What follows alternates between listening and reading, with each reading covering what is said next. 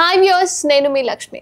మొత్తానికి పుష్ప 2 రిలీజ్ అయిన తర్వాత ఫస్ట్ డేనే 280 కోట్లకు ఇట్లా మించిపోయిందనమాట. ఇక తర్వాత RRR కావచ్చు, లేకపోతే బాహుబలి కావచ్చు, ఈ సినిమాలు కూడా దాటుతుందా లేదా అన్న అంశాలను ఈరోజు మనతో పాటుగా చిట్టిబాబు గారు ఉన్నారు. ఒకసారి మాట్లాడదాం.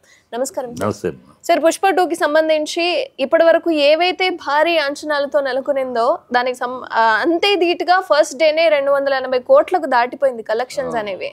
సో ఈ విధంగా పుష్ప దాటుతుందంటే మరి RRR ని బాహుబలిని దీటే ఛాన్సెస్ ఉన్నాయంటారా? ఈవెన్ టికెట్ రేట్లు కూడా పెంచారు. ఎందుకంటే బాహుబలి ఇంతవరకు హైయెస్ట్ 56 కోట్లు ఫస్ట్ డే కలెక్షన్ నెట్ 56 కోట్లు అనేది ఇది సోల్జర్ బనాడిది షారూక్ ఖాన్ది అతనిది.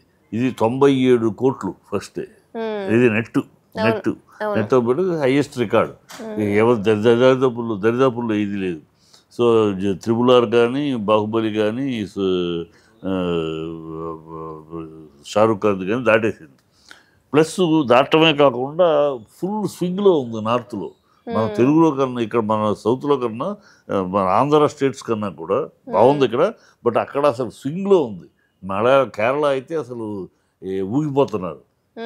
కేరళ కానీ తమిళనాడు కానీ కర్ణాటక కానీ నార్త్ బాంబే కానీ అసలు ఊగులాటే పొనకాల్లాగా ఉన్నాయి. సో ఎక్కడికి వెళ్తుందో ఎక్కడికి తీసుకెళ్తుందో తెలియట్లా. ఈ వారం అయితే కానీ ఇది దీని స్టాండ్ ఏంటి ఎంత ఖచ్చితంగా ఇంతవరకు ఉన్న రికార్డులు బ్రేక్ చేస్తుంది.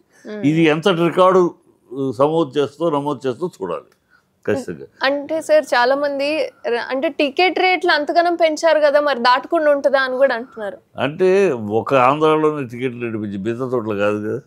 ఇక్కడ కూడా 800, 1200 ఇక్కడ ఒక చోటే అమ్మా. ఇక్కడే అసలు ఈ బెనిఫిట్ షోలు ఇవన్నీ మిగతా చోట్ల అంత లేవు. బాంబేలోనూ ఇక్కడే మిగతా ఇన్స్టిట్యూట్లో బెనిఫిట్ షోలు దానికి 800 అంటే ఎవడు రాడు. వాళ్ళు తమిళ పిక్చర్కే తమిళనాడులో చేయరు. ఈ రేట్లు పెంచుతారు. మన దౌర్భాగ్యం మనకే ఉంది. కానీ అది ఈ బ్లాక్లో టికెట్లు అమ్మటం కోసం పర్మిషన్ ఇచ్చినట్టు ఉంటుంది ఈ దరిద్రం. కానీ సినిమా మిగతా స్టేట్స్లో విపరీతంగా దుమ్ము లేపుతుంది. ఈ రేట్లు పెంచడం అనేది ఇక్కడ జరిగింది.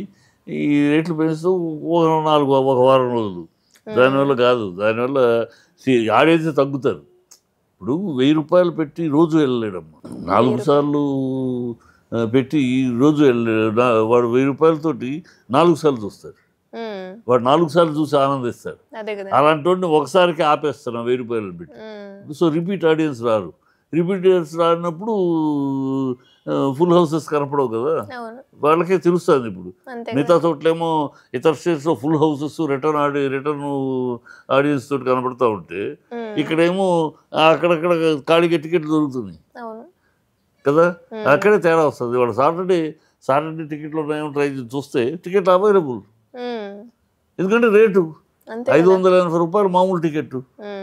ఇంకా పైన తగ్గినప్పుడు వారం అయితే తగ్గుతుంది కదా, అప్పుడు వెళ్దాం అనుకుంటారు. సో ఆ రిపీట్ ఆడియన్స్ని పోగొట్టుకుంటున్నారు. ఇది చాలా తప్పు విధానం. వాళ్ళ కర్మ అది, దానికి ఏం చేయలేము మనం.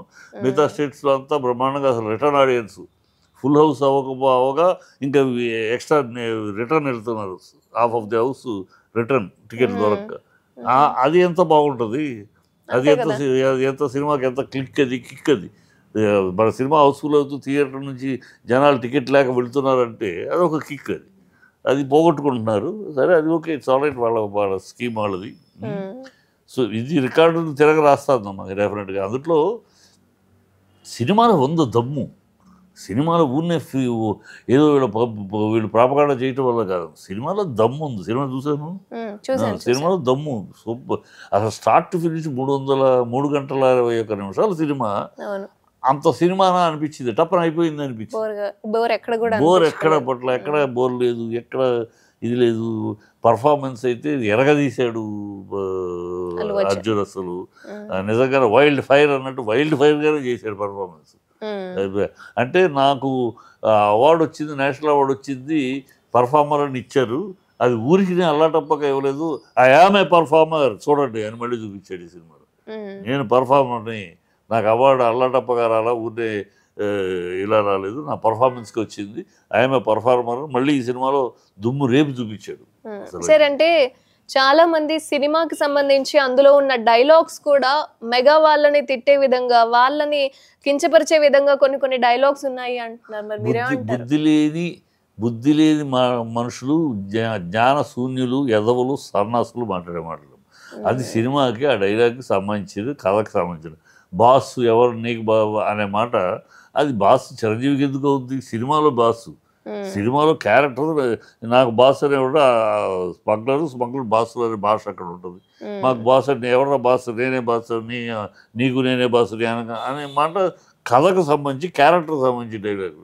అది మీకు అన్వయించుకుంటే గుమ్మడికాయ దొంగంటే బుధాలు తడుగుకున్నట్టు అది సినిమాలో డైలాగ్ని మీకు అన్వయించుకుంటే మీ కర్మ అది. అంతే తప్పితే అది ఏదో పోలికలు, ఏదో ఈ పని పాట లేని సన్నాసులు చేసే పనులమ్మ. అది పని లేని సన్నాసులు కూర్చొని సోషల్ మీడియాలో కూర్చొని కలుపుతూ ఉంటారు దౌర్భాగ్యం. అంతే.